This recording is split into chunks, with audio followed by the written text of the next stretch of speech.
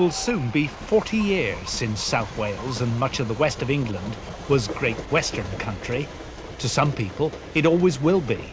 Books about the GWR are still published every year. Thousands of men and women, unborn when the Great Western was nationalised in 1948, regularly give up weekends to recapture something of the remarkable fascination of steam trains.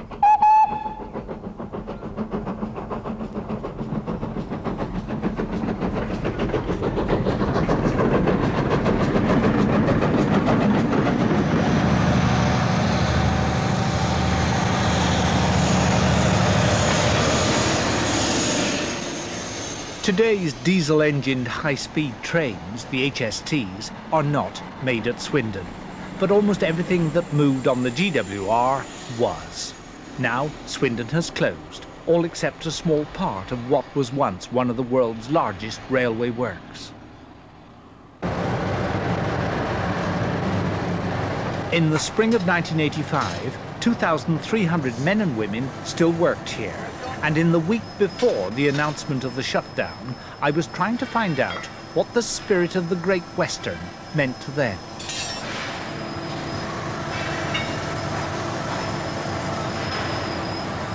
My guide was a man who'd spent most of his working life there, Ted Jeffries. They're set in the spring. They're making a... Ted's an electrician by trade with a talent for conveying his knowledge and enthusiasm to apprentices, school children and television interviewers. He has a head full of stories about the history of the Swindon Works and the influence it's had on the town. They all ride and take the weight evenly. Every job has its own language. They call this coiling a wire.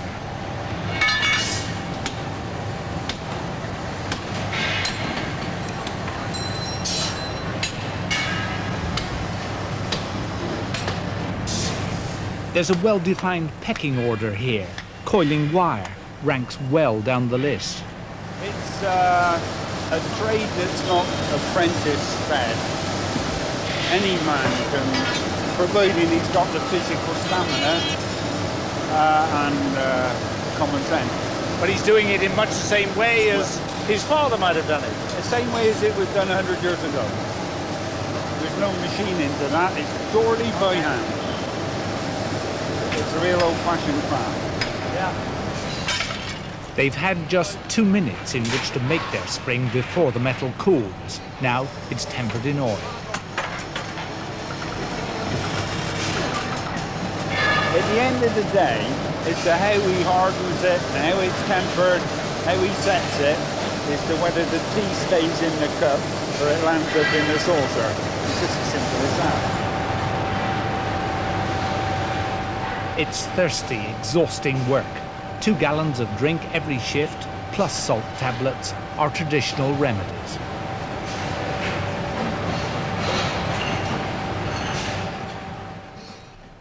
This sort of work merited royal attention in 1924. King George V and Queen Mary visited Swindon that year. There was something special about the GWR. The railway felt close enough to the Crown to name Britain's most powerful locomotive after the royal visitor.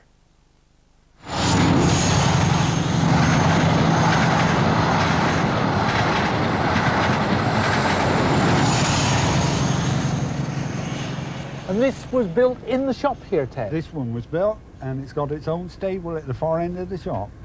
When would this have been made? 1927, almost 60 years ago. Another, yes, yeah. No, you just say another couple of years, she'll be 60 years old. And all this brass and copper work, all done by here at Swindon? in the shops, and the castings done within the foundry. Yes. Bob's, it's one of the most famous things in the world, isn't it, Rick? This one is. And again, all this brass work and all done in Swindon. Or you got all the fitting of the cladding. You've got your conrods the fitters put on. Here's your drive gear, your piston. In the front, you've got the brass castings. Springs all made all here. All springs all made here. Yes. Yeah, it's a wonderful job. Yes. A grand exhibition of the skills of Swindon. Yes. Yes, the last time this was in, we brought in an old driver just to come and have a look at it. And he was allowed to drive it. And when he got in the cab and really got going with Abe, the emotion come over him. He was, oh, you thrilled to bits, you know. It's an example of Swindon, and well, now it's here in its resting place. You know, it looks at home. Well, it does indeed, yes. It's a splendid shape. It would be a poor man that didn't feel some sort of excitement about it. Ted, you seem busy enough in here. Yes, it's fairly busy in the machine shop. What do you think the spirit of the Great Western, if it means anything at all, would mean in a place like this? Well, they're proud of the job that they do. There's standards that they'll reach. It's been bred in from father to son all the way down the line, and it's still here. Would you have some second and third generation railwaymen working in here? Many. What do you think the spirit of the Great Western means to you? It's something that's alive here. I'm part of it. You can't really say, yes, it's that. It's something that visitors, when I bring them round, they feel it. But you're sure it's there? It's there. Something in it's the there, air. yeah. As a boy, all Ted's ambitions centred on working inside.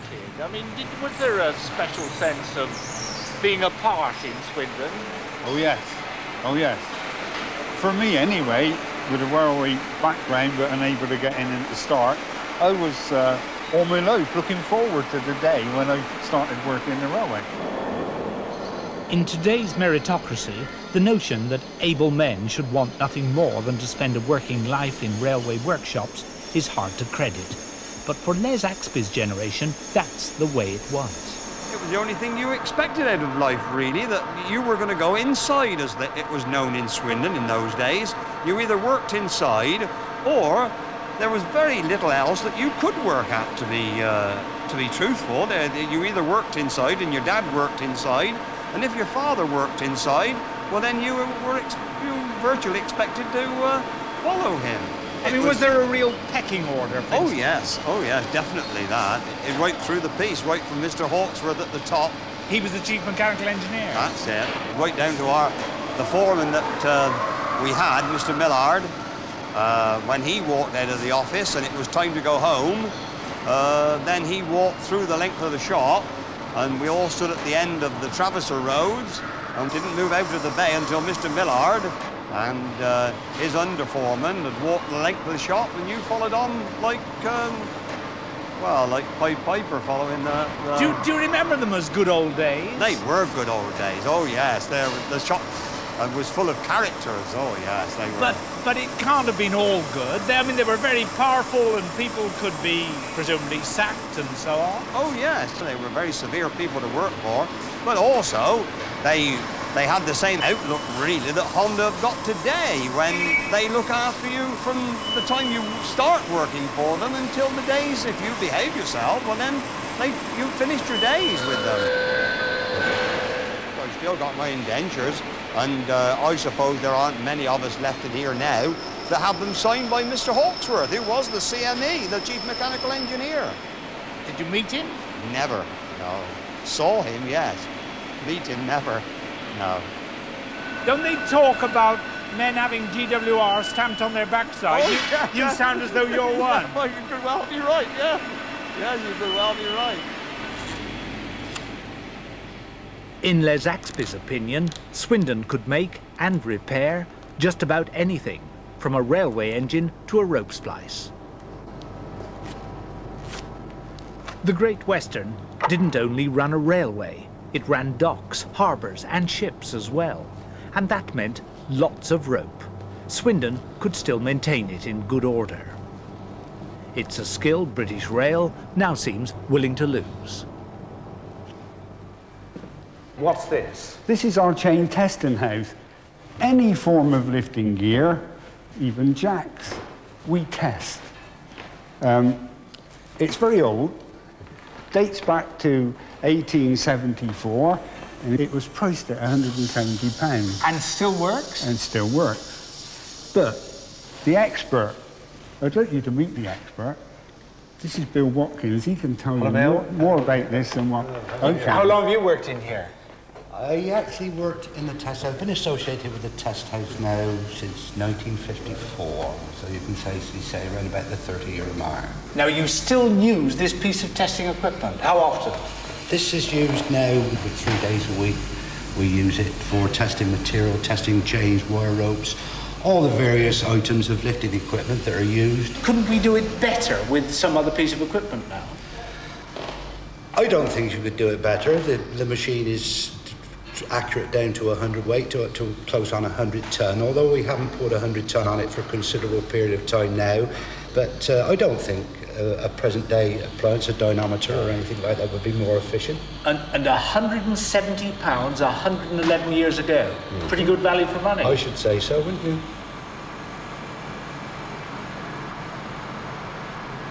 The men who've spent their working lives inside know that whatever the appearance is, Swindon has changed a great deal. And not just by losing the capacity to build great locomotives.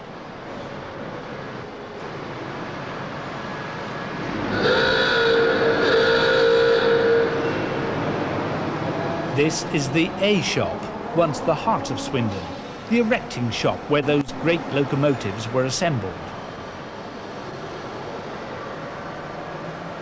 Now it's used for repairing diesel multiple units, a poor substitute for building castles and kings. But that's not Stuart White's complaint. Once an office boy here, he retired as locomotive chief superintendent 4 years ago. He believes everything changed for the worse when the Second World War ended. From that time on, it seemed to deteriorate. Not all at once, but slowly that spirit went. What are we talking about? What was this spirit of the GWR?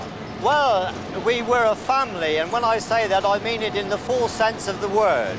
We pulled together, everyone helped each other. If there was ever anyone in trouble, then their mates made sure that there was help given. You didn't feel just a number, you felt a part of the whole thing itself. Is there any way we can bring it back? I don't think so today. I think that to bring it back, you would have to go back to the industry as it was when it was a real heavy industry and everything was ticking over. But I feel that as it is now, we won't get that spirit again, which is a real pity, really. Stuart White's heart is still lost to the GWR. Well, I remember my apprentice days before I started in the erecting shop. It was one of my great things to go down there and stand at the bottom of the Traverser Road in the A shop and look up and see castles and kings and halls on either side. It was really great. You felt full of pride when you stood there and looked at these locomotives. It was the same with all the apprentices in those days. The one ambition was to get on to work on these locomotives. You couldn't wait until you got down there, which was the real height of your apprenticeship if you ever got on new work. Then that was something that you remembered all your life, as I do.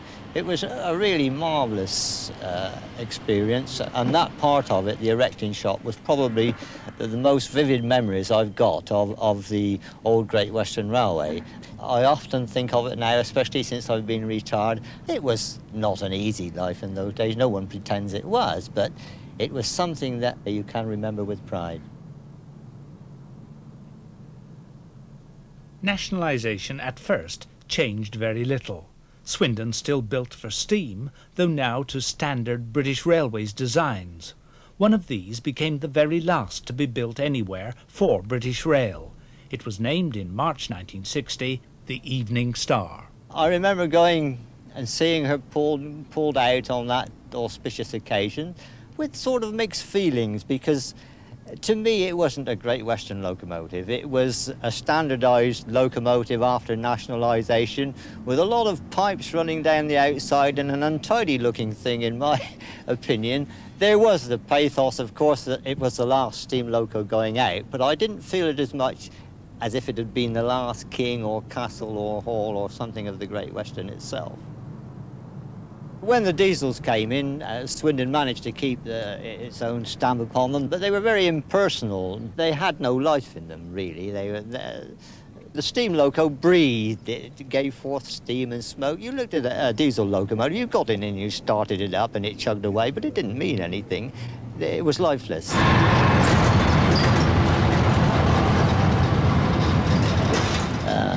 there wasn't that feeling that there was with the old steam locomotives, not by any means. Having to build other people's railway engines wasn't the only blow to Swindon's pride. 3 years later, it was the last king which entered the Swindon works. Almost at the same time, British Railways announced that nearly half their workshops would have to close. Swindon itself would be saved, but large parts of the works would be demolished. Over 100 acres, just over a third of it, was sold, mainly to the local council.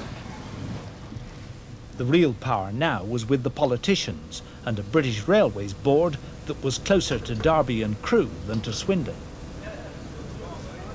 Steam was close to being abandoned altogether.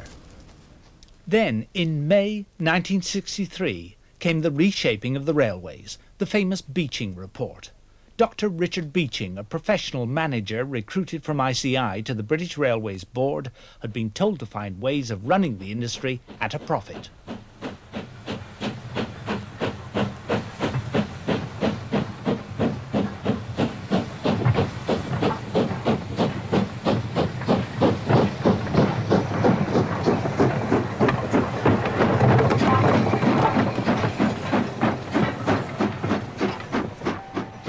Dozens of branch lines that had come to seem a permanent part of the British countryside began to disappear. 5,000 miles of track were ripped up.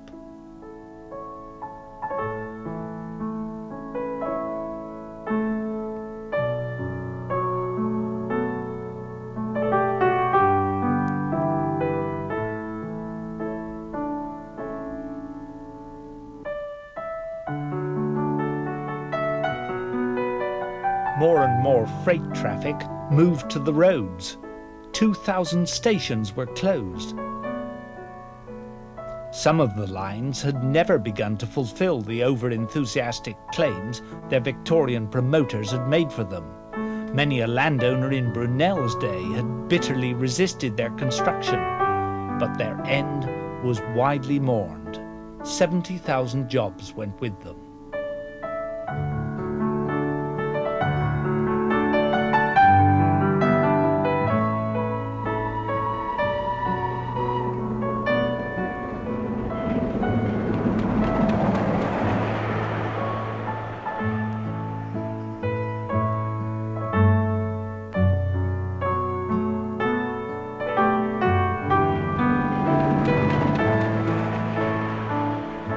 In future, declared Dr. Beeching, traffic would be concentrated on 3,000 miles of main line. Hundreds of steam engines were towed away to the breakers.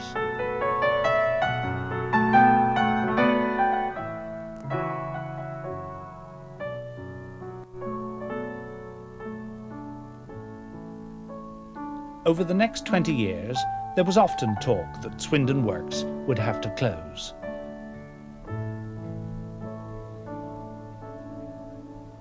In the spring of 1985, the rumours were circulating again, but there was a year's work for more than 2,000 people. Besides, it was the year of the 150th anniversary.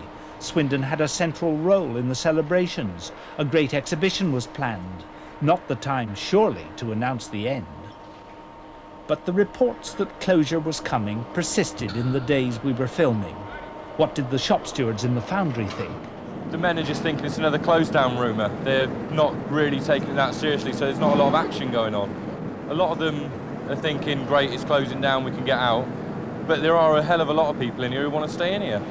There is a mixture of feelings. I mean, there are a lot of people, particularly the younger people, who want to keep the works open. The older ones getting on toward the 60th mark are not too bothered about it.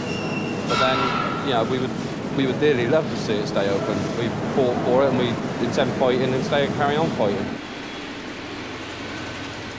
Everyone knew that the government's agreement to more capital investment by British Rail, particularly more diesel multiple units, was bound to mean less repair work for Swindon. The works manager, Harold Taylor, put the threat into context. The railways have invested a considerable amount of money in new rolling stock, electrification, and of course, with that new rolling stock, that'll run and make the railways, which they've got a duty to do for the public, is to run a more efficient system.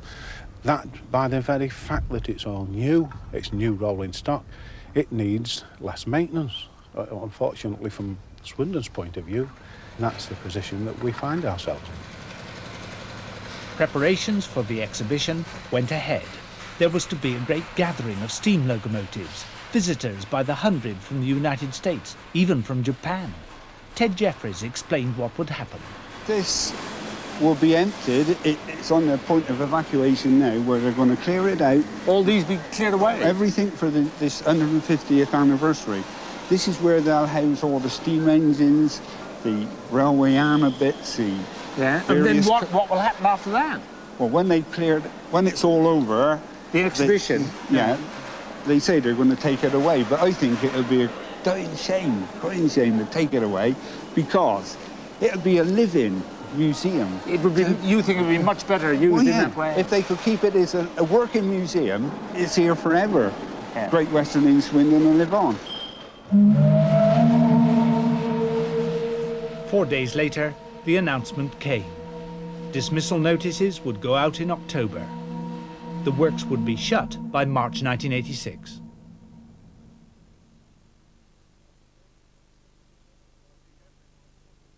I think everyone was just completely dead. They just didn't know where they was going, and the feeling there now is such that there's people beginning to get worried looks on their faces because they know the future's not there. And the over 45s, they're in a terrible state because there's no industry in this town or in this area that they're going to get employed. What are we going to do? We're going to join the millions of those. And I can't see what future is for any of the railway workers at this moment.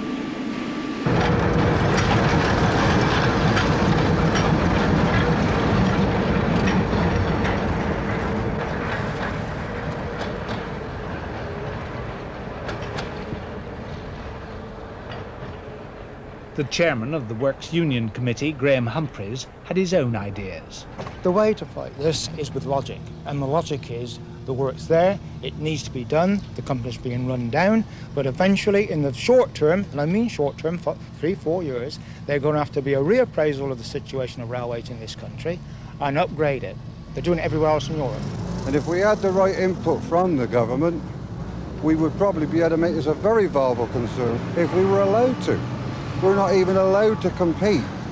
And the skills and the engineering facilities we've got in there, we could compete with any firm in that type of work and any other type of engineering work, but they won't allow us to. Nobody could ever understand the logic of the HSTs running in the Western region. Even if they broke down outside Swindon Works, we wouldn't be allowed to repair them. That particular vehicle would be towed to Derby or Doncaster for repair. We are more than capable of repairing them in Swindon. More than capable. There hasn't been a job sent to Swindon Works that we haven't been capable of doing. Jobs that other factories have turned down. They said it was impossible to do, and we have done that. We've retrained boilermakers to be electricians, coppersmiths to be vehicle builders and back again, all sorts of things we've done to be viable, and all the things that was required of us in today's age.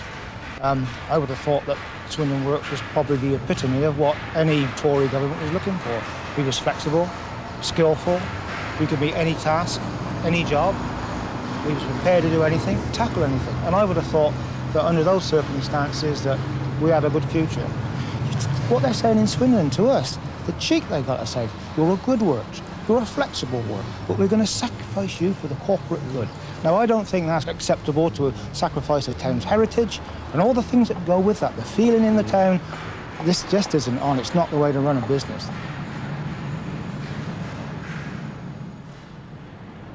British Rail's answer had been given a few months before. 1,500 jobs would have to go. Part of the works would be handed over to a new organisation, Swindon Holdings, with a BR man, Andrew Gray, in charge. Swindon Holdings is set up to do two things. The first thing is to look at creating new jobs for the people who unfortunately are going to be put out of work here at Swindon. And the second thing it's trying to do is to develop the site that we're now standing on. It didn't work that way. The local council Labour-controlled and bitterly critical of the proposed shutdown of the Great Works, refused to cooperate with British Rail. 9 months went by before BR's engineering subsidiary began to work with the council to plan the future use of the site. As for the workforce, some 400 would work on in the foundry and spring shops, at least for 12 months. The rest, nearly 2,000 of them, would lose their jobs. You'll see that on the film, the young lad turning the motor bearing. Well, I trust him to do anything at all. He's got all the skills that any lad could ever want. But I'm afraid as it is now, with the closing of the works, I just don't know where he can sell those skills. Does he have to get on his bike, as Mr. Tevitt says? Because around here, there won't be any heavy engineering at all. The problem with government and most other governments is they don't take us as a, our own personal lives and look at communities. They look at it as a statistic rather than, us in this sort of town. What have you been learning in the past 3.5 years you've had of your apprenticeship, have you? Yeah, I've been a coach builder. Is that going to be any good now that the works will close? No, not in this town. Definitely probably not in the West either, in the West of England. There's no firms around. I never believed it'd happen. I mean, they've been saying it since about 72, haven't they? I never thought it'd shut down like this. So what are you going to do now?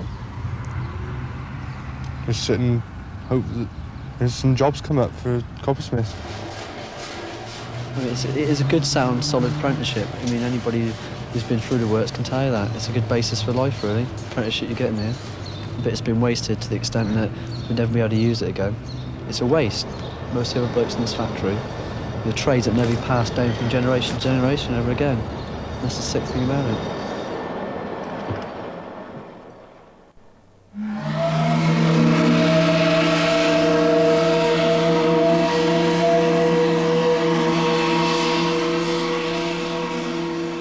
With nothing left for Swindon to celebrate, plans for the exhibition were abandoned.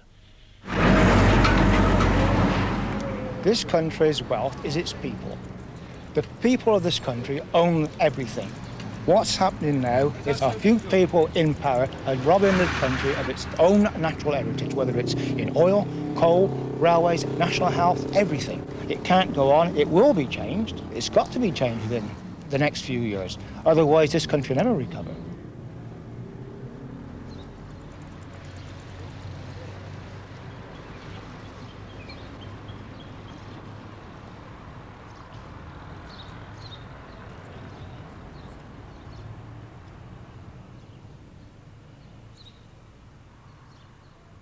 Our engineers at Swindon reckon that we get the maximum of power into the minimum of size.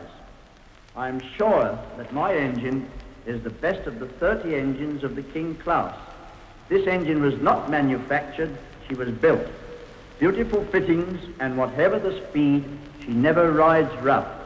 Our engines have always a regular crowd of admirers whenever they start off on their long journey from Paddington to the west. There had to be a last steam locomotive, and it is a tremendous thing that that last steam locomotive should be built here in these great works at Swindon.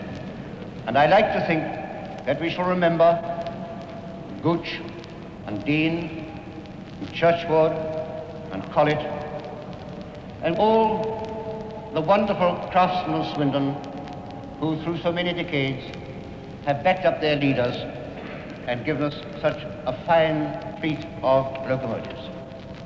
Ladies and gentlemen, I now unveil this locomotive and christen it the Evening Star.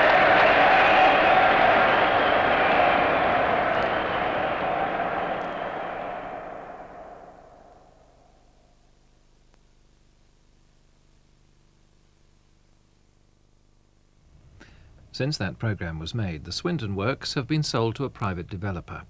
The main workshops have been demolished, and there are plans to adapt the surviving buildings to other uses, including a railway museum.